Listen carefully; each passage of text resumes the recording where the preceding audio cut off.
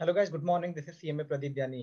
तो गाइस, हमने सीएमए अपनी फाउंडेशन की इकोनॉमिक्स का लॉ का हमारा जो स्टार्ट जो करने जा रहे हैं, अपना लेक्चर नंबर 3 करने जा रहे हैं। इससे पहले हम लेक्चर 1 और लेक्चर 2 जो है वो कर चुके हैं, और आज जो स्टार्ट करने जा रहे हैं अपना लेक्चर नंबर 3। सो देरी ना करते हुए आज हम अपना लेक्चर जो 3 है उसको स्टार्ट करते हुए जा रहे हैं। सबसे पहले ये हमने समझ लिया था मेरे दोस्तों कि ऑफर क्या होता है। ऑफर का मतलब कि अगर कोई भी व्यक्ति किसी को काम को करवाने के लिए करवाना चाहता है, या किसी काम को करने के लिए और किसी काम को ना करने के लिए, जब आपस में दो व्यक्ति आपस में एक दूसरे से आते हैं, अपनी बातचीत रखते हैं, या आइदर वो रिटर्न और ओरल और इम्प्लाइड तरीके से भी, तो वो भी मेरा ऑफर कहलाता है। अब पढ़ते हैं प्रपोजल। प्रपोजल को हम ऑफर भी कहते हैं। प्रपोजल को हम ऑफर भी कहते हैं। When one person signifies to another his willingness to do or abstain from doing anything with a view to containing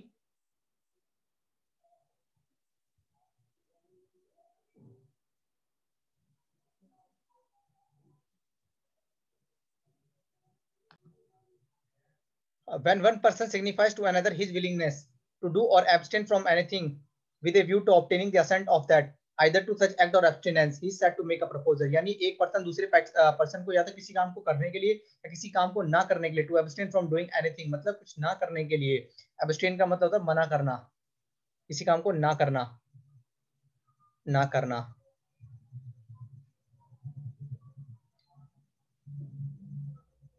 with a view to obtaining the assent of that,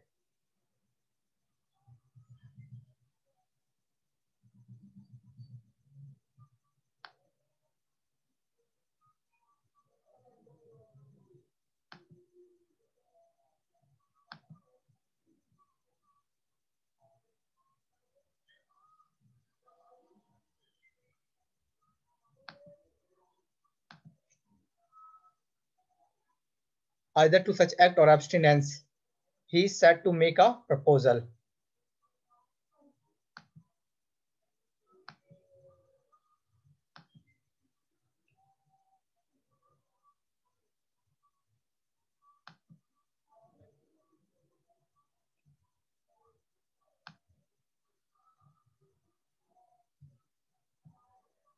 अगला है mere. Mere expression of willingness does not constitute an offer. Salman tells Katrina, example लेते हैं हम। Salman tells Katrina I want to marry, यानी सलमान ने कैटरीना को क्या बोला? आई वांट टू मैरी, यानी मैं तुमसे शादी करना चाहता हूँ। This does not amount to offer but it is a mere expression of willingness. मतलब एक बात सुनना, जैसे मान लीजिए मैं किसी से और कोई ऑफर करना चाहता हूँ, तो मैं ये बोलना चाह रहा हूँ कि मैं आपके साथ ही काम करना चाहता हूँ, तो आपको ना ये बोलना पड़ेगा क्या आप मेरे साथ उस काम को करने के लिए सहमत हैं। जैसे सलमान ने एग्जांपल में बोला कि I want to marry, Salman Katrina से शादी करना चाहता है। क्या सलमान ने कैटरीना से क्या पूछा कि are you agree, are you want to marry, yes और नो? अगर वो नो बोलेगी तो कलेश ही खत्म, और अगर यस बोलेगी तो आप फर्दर करेंगे। लेकिन यहाँ पर सलमान ने केवल अपना जो विचार था वो रखा। कटरीना का क्या विचार था, सलमान ने ये बात नहीं रखी। Shahid said to Kareena I want to marry, will you marry. अब ये देख लो, यहाँ पर अपना ओपिनियन तो रख दिया, आई वांट टू मैरी यानी मैं शादी करना चाहता हूँ, लेकिन विल यू मैरी में क्या आप शादी करोगे ये पूछना बाकी है। This would amount to offer because in this case intention of A is to obtaining the assent of B. यानी एक, यानी शाहिद कपूर जो है, शाहिद कपूर जो है करीना कपूर से क्या लेना चाहता है, उनकी कंसेंट लेना चाहता है। लेकिन पहले वाले एग्जांपल में सलमान ने अपनी जो राय थी कटरीना को रख दी। कटरीना की क्या राय है, कटरीना से पूछा कि क्या आप मेरे से शादी करना चाहते हो या नहीं, ऐसा सलमान ने नहीं बोला। अगला एग्जांपल लेते हैं। Chunnu said to Munnu I want to sell you my bike to you, this is an offer to do something, है ना, कि I want to sell you क्या नाम उसका, bike to you, would you like to buy a bike. X said to Y, I will not file a suit against you in case of you repay the overdue amount of the salary and offer not to do anything। अब कुछ ना करने के लिए मान लीजिए ए और B नाम की व्यक्ति है। ए ने 10,000 रुपए दिए बी को उधार। चलो मैं एक्स और वाई कर लेता हूँ अपने एग्जांपल में। एक्स ने उधार दिए होंगे वाई को, वाई लौटा नहीं रहा, तो एक्स ने वाई को बोला कि मेरे पैसे दे रहा है या नहीं दे रहा। वाई ने कहा नहीं दे रहा, तो एक्स ने कहा कि मैं तेरे खिलाफ अब केस कर रहा हूँ। अब वो डर गया वाई, तो वाई ने कहा कि भाई तो केस मत कर, मैं तेरे वापस पैसे दे रहा हूँ। सिंपल सी बात है। नॉट मतलब कुछ ना करने के लिए उसने आपस में किया। Person who makes the offer is the offerer. Offerer कौन होता है? Person who makes the offer, जो पर्सन ऑफर बनाता है वो ऑफर कहलाता है। और person to whom offer is made, जिसके लिए ऑफर बनाया जाता है वो ऑफर ही कहलाया जाता है। या आपको पता होगा प्रोमिसर कहते हैं हम, ऑफरर को प्रोमिसर भी कहते हैं, ऑफरर को हम प्रोमिसर भी कहते हैं।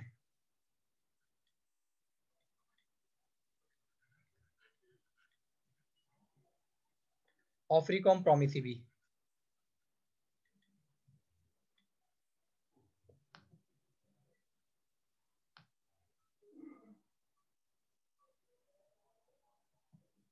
आइए कुछ जो मैंने आपको बताया था ना, कुछ लीगल रूल्स होते हैं या कुछ वैलिड चीजें होनी चाहिए एक ऑफर को नक्की और वैलिड बनाने के लिए कुछ पॉइंट्स चाहिए होते हैं, उन पॉइंट्स को हम देखेंगे। एक ऑफर को वैलिड और नक्की बनाने के लिए कुछ पॉइंट्स चाहिए होते हैं, वो पॉइंट्स क्या हैं, वो पॉइंट्स अब हम पढ़ रहे हैं। Legal rules regarding offer. Offer must be capable of creating the legal relation, यानी ऑफर रिटर्न होना चाहिए, ओरल होना चाहिए, लेकिन एक लीगल रिलेशन बनाना होना चाहिए, यानी हस्बैंड वाइफ, भाई बहन, दोस्त यार, ये जो रिलेशन होते हैं ये डोमेस्टिक नेचर के होते हैं। डोमेस्टिक का नेचर कोई भी इंडियन कॉन्ट्रैक्ट 1872 या लॉ में आता ही नहीं, कॉन्ट्रैक्ट माना ही नहीं जाता। वो कॉन्ट्रैक्ट बनाने के लिए पहली वैलिड कंडीशन है, वैलिड इसेंशियल एलिमेंट या लीगल रूल्स बोल सकते हैं आप। आपको लीगल रिलेशन बनाना पड़ेगा, हस्बैंड वाइफ नहीं चलेंगे, दोस्त यार नहीं चलेंगे, लीगल रिलेशन ही बनाना पड़ेगा आपको। A social invitation, even if it is accepted, does not create legal relation.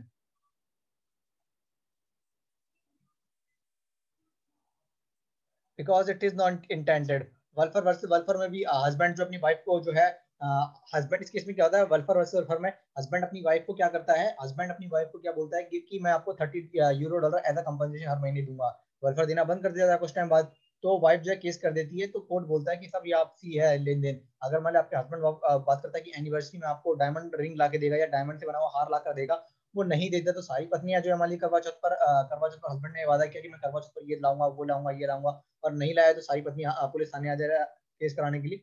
सब डोमेस्टिक नेचर के केस हैं ये, तो ये अलाउड नहीं है। A invitation to friend to his marriage, है ना, ए ने इनवाइट किया अपनी फ्रेंड को मैरिज में आने के लिए, वो नहीं आया मैरिज में आने के लिए, तो उसने केस कर दिया, नहीं साहब। A offer to Sumit Lala's wife to watch a movie, ऐसे किसी अपने फ्रेंड की वाइफ को मूवी दिखाने के लिए का इनविटेशन दिया, वो नहीं ले गया, तो उसकी वाइफ ने उसके केस कर दिया, ये सब घरेलू लेके। ऑफर मस्ट बी सर्टेन, यानी ऑफर सर्टेन होना चाहिए, पता होना चाहिए कि आपस में कौन ऑफरर है, कौन ऑफरी है, यानी कौन ऑफर दे रहा है, कौन ऑफर को एक्सेप्ट कर रहा है, ऑफर कितने रुपए का है, किस चीज का है, सब कुछ सर्टेन होना चाहिए। वेग का मतलब होता है कि ऐसा नहीं है कुछ पता ही नहीं हो, मतलब धुंधला धुंधला नहीं होनी चाहिए। Offer must be certain, definite, and not vague. The terms of offer must be certain of capable of being met. Certain example देखते हैं। A has two Maruti car, one is red and other blue. A के पास, अब देखो confusion create होती है इसलिए, A के पास दो मारुति कार है, एक है रेड और एक है ब्लू। एक कौन सी है आपकी, रेड, और दूसरी कौन सी है, blue. He offered to sell his car to B. वो क्या करना चाहता है, अपनी कार को किसको बेचना चाहता है, बी को। In this case which car is offering to sell is not clear, therefore, यानी वो रेड वाली को बेचना चाहता है या ब्लू वाली को, क्लियरली बोल दे कि मेरे पास एक मारुति कार, जो अगर मान लो एक ही कार होती है तो कोई कंफ्यूजन नहीं थी। यहाँ पर दो कारें हैं, उसने ये भी नहीं बोला कि मैं रेड वाली बेचना चाहता हूँ या ब्लू वाली, अगर ऐसा भी बोल देता कि मैं रेड वाली बेचना चाह रहा हूँ तो कोई कंफ्यूजन नहीं थी, लेकिन उसने कहा कि मैं अपनी कार बेचना चाहता हूँ, कौन सी वाली, नहीं है ये clear.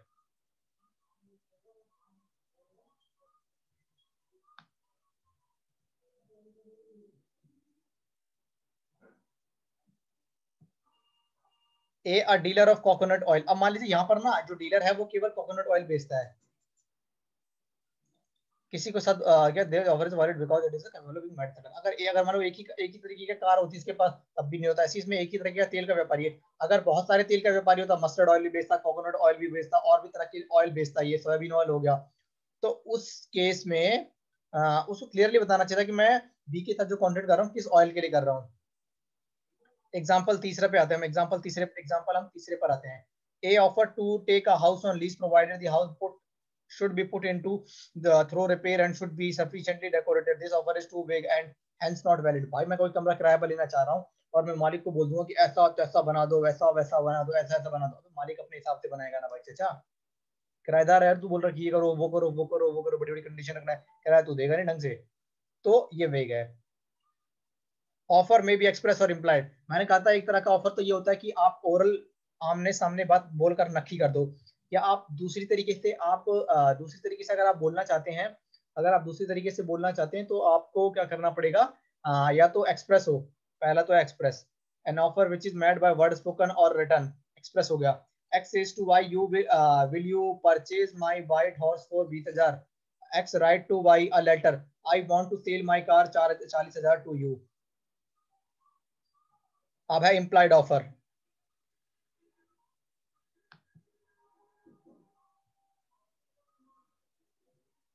Implied offer, an offer which is made otherwise than by word spoken or written। A sue signer starts signing someone's shoes without asking to do so। In such circumstances, anyone reasonable man could get to do it now। बहुत सारे example है। इसने कहा है कि मान लीजिए कई बार हमने देखा ना कि पुरानी मूवीज में भी ऐसा हुआ करता था, और जो मुंबई के आसपास काफी सारे, मतलब अभी भी लोकल जगह कई कई छोटे छोटे बच्चे होते हैं या कई आदमी होते हैं, वो जूते पॉलिश करने का अपना वो लेके रहते हैं। कोई भी व्यक्ति आता है अपने जूते उस पर उनकी डेस्क पर रखता है और वो जूते पॉलिश कर देते हैं, बदले में उनको पैसा मिलता है। क्या दोनों लोगों के बीच कोई कॉन्ट्रैक्ट होता है रिटर्न या ओरल? नहीं, इम्प्लॉयड कंडक्ट है कि जो जूते रखेगा, जिसकी वो पॉलिश करेगा, उसको जो दाम लिखा हुआ है वो दाम देना पड़ेगा, तो ये इम्प्लॉयड कॉन्ट्रैक्ट है। दूसरा एग्जांपल ये, आप बस में चढ़ जाते हो, टीटीसी ले लीजिए या कोई सी बस ले लीजिए, आप बस में चढ़ गए, तो क्या आप ये इम्प्लॉयड है ना कि आपको बस में चढ़ोगे, आपको ट्रैवलिंग करोगे, या बदले में आपको उसको पेमेंट करनी पड़ेगी। ऐसा तो नहीं है कि जो बस का कंडक्टर है या ड्राइवर है वो आपसे कोई कॉन्ट्रैक्ट करता है। ये इम्प्लॉयड है कि आप बस में चढ़ोगे, उनकी सर्विसेज ले रहे हो, बदले में आपको उनको कुछ पेमेंट करनी पड़ेगी, तो ये इम्प्लॉयड कॉन्ट्रैक्ट है दोस्तों। दोस्तों कुछ भी डाउट होता है तो आप मुझे कमेंट सेक्शन में पूछ सकते हैं, मुझे पर्सनली फेसबुक और इंस्टाग्राम पे कर सकते हो। और अगर वीडियोस अच्छी लग रही हैं, कुछ और टॉपिक चाहिए तो आप मुझे बताइएगा। वीडियोस अगर अच्छी लग रही है तो please like share and subscribe channel please, motivation मिलता है इससे।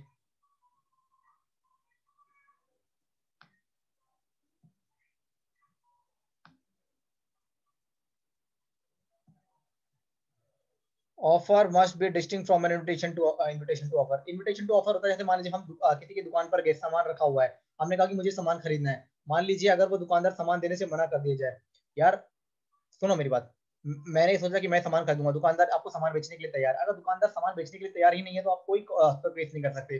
किसी भी दुकान पर रखा हुआ सामान इनविटेशन टू ऑफर है, यानी कि ये दुकानदार की मर्जी पर भी डिपेंड करेगा कि वो बेचना चाह रहा है या नहीं बेचना चाह रहा। Okay, an offer should be distinct from an invitation to offer, यानी दुकान में रखा हुआ जो सामान है वो इनविटेशन टू ऑफर है। An offer is definite and capable of converting an invitation to offer ना, मतलब इनविटेशन टू ऑफर को हम ऑफर में कर सकते हैं, यानी खरीदने वाला इच्छुक हो, बेचने वाला इच्छुक हो, और पैसा देने के लिए दोनों तैयार हो आपस में, और सामान देने के लिए तैयार हो, वो उसकी कीमत का पैसा देने के लिए तैयार हो, तो वो ऑफर बन जाएगा, इनविटेशन टू ऑफर ऑफर बन जाएगा। Whereas an invitation to offer is only a circulation of an offer, it is an attempt to induce offers and precedes a definite offer. An invitation to offer, if accepted, will result only in making of an offer. Examples of invitation to offer: window display of goods by a shopkeeper, window display of goods by a shopkeeper, quotation हो गया, catalog हो गया, price list हो गया। windows display of a goods by a shopkeeper, quotation, catalog, price list। Advertisement in newspaper for sale of an article, prospectus issued by company, जो company होती है ना, जब अपना आईपीओ इशू करती है तो जो प्रोस्पेक्टस इशू करती है, यानी तो प्रोस्पेक्टस में सारी कंपनी की डिटेल होती है, तो वो एक इनविटेशन टू ऑफर है। मेनू कार्ड इन होटल और रेस्टोरेंट, है ना, कहीं भी कहीं कहीं पर भी अगर हम खाना वाना खाना चाहते हैं तो मेनू कार्ड होता है ना कि क्या क्या सामान वो बनाता है वो रेस्टोरेंट, वो सारी डिटेल होती है, उसकी प्राइसिंग क्या है वो सब। Advertisement inviting intending buyer of goods and to make bid at auction, a railway timetable।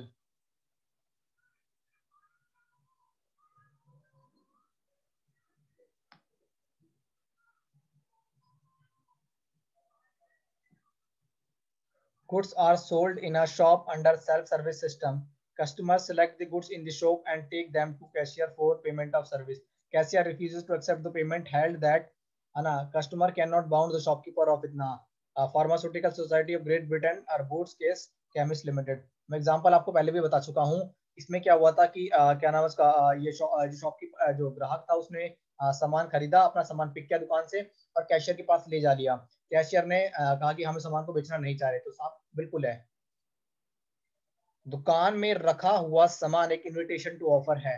मैंने कहा ना, कॉन्ट्रैक्ट को बनने के लिए दुकानदार की भी इसकी सहमति जरूरी है। यहाँ पर आपने सामान पिक किया, आपने पेमेंट करने के लिए पहुंच गए खाने में, तो दुकानदार ने कहा भाई हमें ये सामान नहीं बेचना, तो बस खत्म बात। जब दुकानदार, अगर दुकानदार हाँ कर दे, पेमेंट ले लिया और बाद में दुकानदार बोले कि नहीं भाई वापस करो वो सामान, इट इज नॉट पॉसिबल। मैं बोल रहा हूँ it is not possible, law बोल रहा है it is not possible.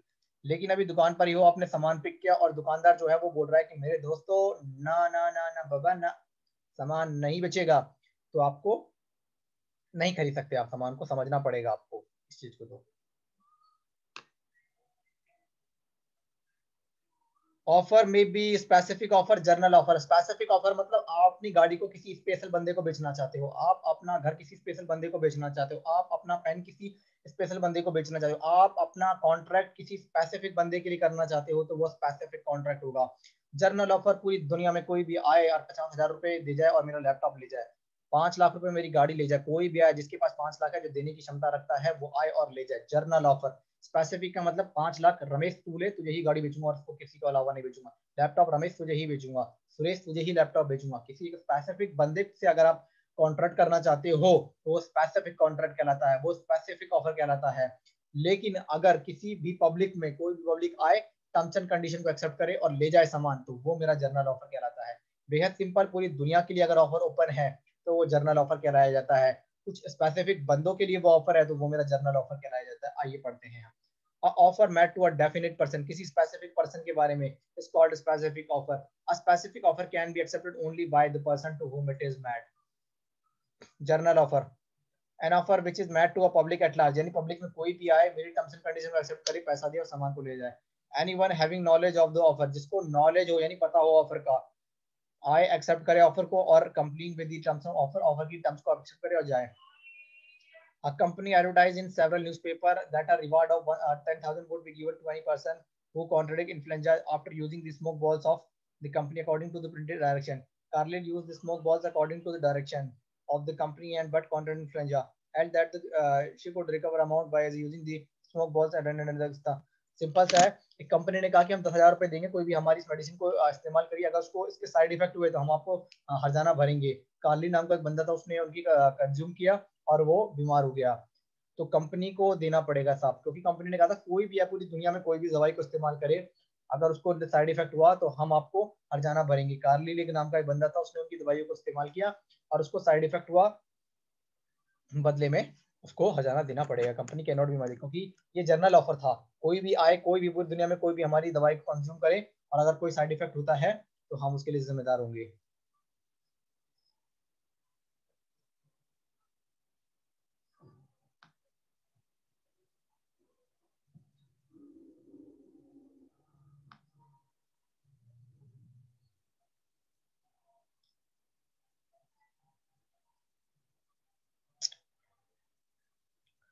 Offer must be communicated to person to whom it is made. अगर आप कुछ स्पेसिफिक कॉन्टेक्ट करते हो तो जिस बंदे को आप कर रहे हो, जिस बंदे को आप कर रहे हो, उस बंदे को का होना चाहिए communication. An offer to complete must be communicated to person to whom it is meant. Unless an offer is communicated to the offeree by the offerer or by his duly authorized agent, there can be no acceptance of it. An acceptance of an offer, ignorance of the law is no acceptance and does not confer on right of the acceptor. यानी आप जिसके साथ contract करना चाह रहे हो उसको clear cut बातें पता होनी चाहिए उसको। S offered a reward to anyone who returned his lost dog. F bought the dog to S without having heard of the offer. Held F was not able to contradict। यानी S का एक S offer, S ने reward दिया कि कोई भी मेरे dog को, मेरा डॉग खो चुका है, कोई भी जो ढूंढ के लाएगा वो कर देगा। F जो था ना, उसको ना ऑफर के बारे में पता नहीं था, वो लाया और उसने डॉग को दे दिया, ठीक है, और बाद में उसको पता लग गया कि इसके ऊपर ढूंढने पर रिवार्ड भी था, तो दोबारा वो बाद में उसके पास गया, लेकिन उसको ऑफर की नॉलेज नहीं थी। ऑफर की नॉलेज होना भी जरूरी है। ऐसी एक एग्जांपल ले लीजिए, एक एग्जांपल अगला है कि मान लीजिए एक एक आदमी था, उसका क्या नाम है उसका, ये मान लीजिए मैं नाम ले रहा हूँ, लालमन शुक्ला एंड गौरी दत्त केस है, ठीक है। तो इस केस में क्या हुआ था, जो लालमन शुक्ला था, उसका जो नेफ्यू था, भांजा था, भतीजा था, वो खो जाता है। वो क्या नाम है उसका, क्या नाम है उसका, वो पूरी पब्लिक में कर देता है कि जो भी मेरे भांजे को लेकर आएगा तो उसको हम इनाम देंगे, उसको हम गिफ्ट देंगे, इनाम देंगे, प्राइज देंगे, रिवार्ड देंगे। उसका सर्वेंट उस टाइम पर कहीं गया हुआ था, उसके सर्वेंट को ना, वो सर्वेंट घर वापस आ रहा होता है अपनी छुट्टी से, तो सर्वेंट को क्या होता है, पता लग जाता है इस ऑफर के बारे में। नहीं, क्या होता है कि वो रेलवे स्टेशन पर भतीजे को देख लेता है, ठीक है ना, वापस उसको घर पे लेकर आ जाता है। तो उसको तो ऑफर के बारे में पता नहीं था, वो तो कहीं और से आ रहा था, कहाँ से आ रहा था, लेकिन बाद में किसी लोगों ने रास्ते में उसको भटकाया कि इसके ऊपर ऑफर है, पैसे ले लियो। लेकिन क्योंकि जो नौकर था गोरी, उसको इस बारे में कोई ऑफर नहीं था, उसको उसको प्राइज नहीं मिलेगा, यानी पता होना चाहिए। यानी जो ऑफर है ना, ऑफर ऑफर के बारे में उसको जानकारी होनी चाहिए। Offer must be made with a view to obtaining the consent of the offeree. Example से पढ़ते हैं,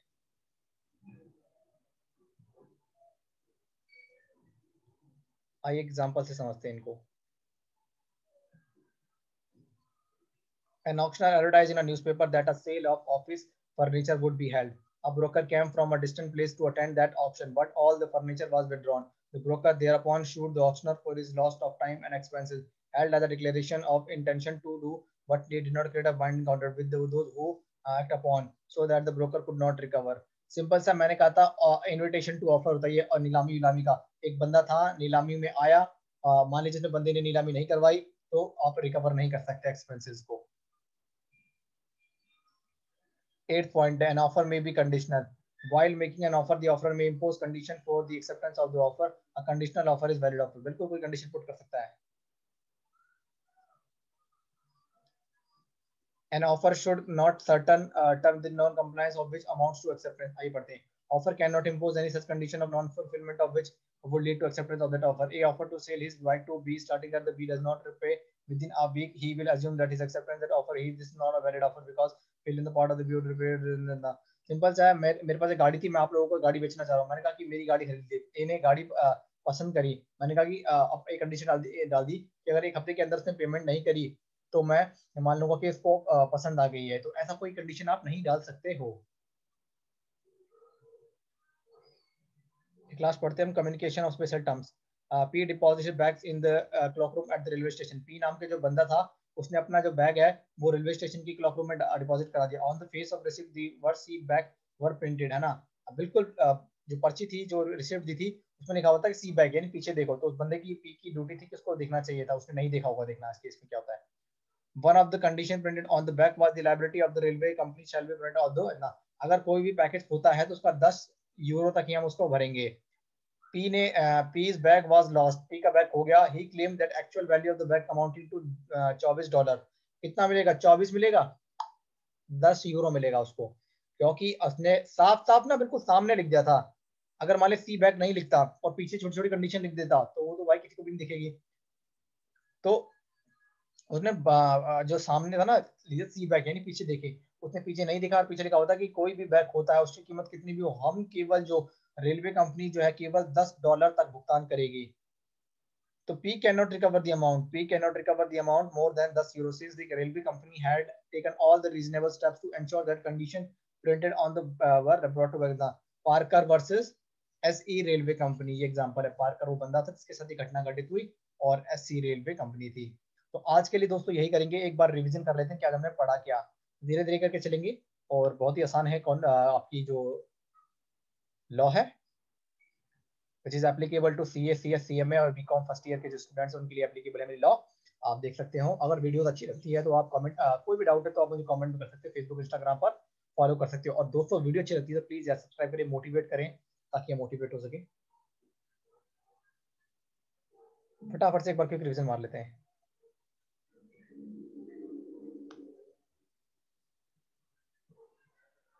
Proposal: when one person signifies to another his willingness to do or abstain from doing anything with a view to obtain the assent of that either to such an act or abstinence, he is said to make a proposal. Simple सा बात है। कुछ किसी व्यक्ति को किसी दो व्यक्ति आपस में किसी काम को करने और किसी काम को ना करने के लिए जब आपस में एक दूसरे से बातचीत करते हैं और दोनों ही व्यक्ति आपस में सहमति रखते हैं तो वो मेरा कॉन्ट्रैक्ट कहलाता है, यानी ऑफर कहलाता है।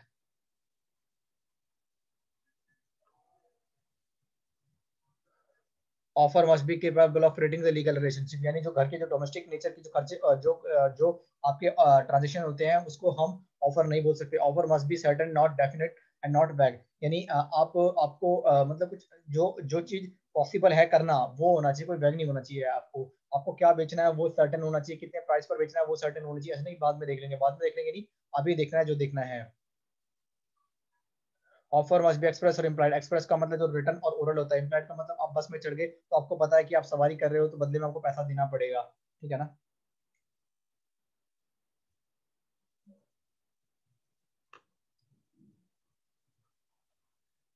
Fourth condition, offer must be distinct from invitation to offer. Invitation to offer का मतलब होता है दुकान में रखा हुआ सामान इनविटेशन है, आप सामान को लेकर गए, दुकानदार अगर मान लीजिए खरीदने से बेचने से मना कर दे, बिल्कुल कर सकता है, लेकिन अगर एक बार उसने हाँ कर दिया और पेमेंट आपसे एक्सेप्ट कर ली तो बाद में आपसे रिकवर नहीं कर सकता। किसी भी दुकान पर रखा हुआ सामान इनविटेशन टू ऑफर है, जो कि डिफरेंट होता है ऑफर से। ऑफर में भी स्पेसिफिक और जनरल, अगर किसी भी पब्लिक के लिए कोई भी पब्लिक में आए, मेरी कंडीशन को एक्सेप्ट करे और सामान को ले जाए, तो ये होता है जनरल ऑफर। पूरी पब्लिक में से कोई भी एक्सेप्ट करे, जनरल ऑफर। और स्पेसिफिक का मतलब कोई किसी स्पेसिफिक बंदा ही उसको खरीदेगा या उस कॉन्ट्रैक्ट में शामिल होगा, वो मेरा कहना जाता है। Offer must be communicated to person to whom it is made, यानी आप जिस व्यक्ति के साथ कॉन्ट्रैक्ट करना चाहिए उसको भी ये बात पता होनी चाहिए, यानी उसको कम्युनिकेशन होना चाहिए।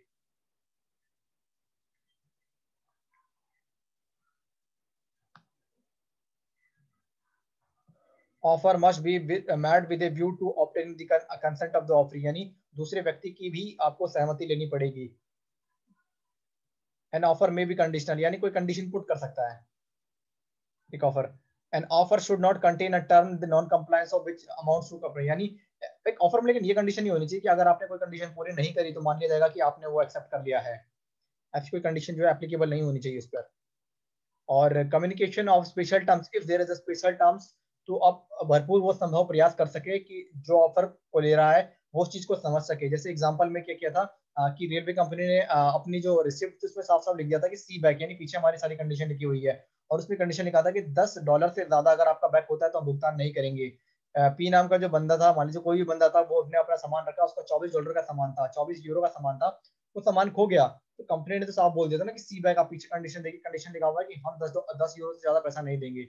तो कम्युनिकेशन ऑफ स्पेशल टर्म्स, और हर संभव प्रयास कर दिया जाए, आप अपने टर्म्स को कम्युनिकेट कर दिया जाए, और हर संभव प्रयास वो करे कि एक जनरल, एक बिल्कुल सामान्य वर्ग का व्यक्ति जो है उस चीज को समझ सके कि भाई टर्म्स को पढ़ना जरूरी है।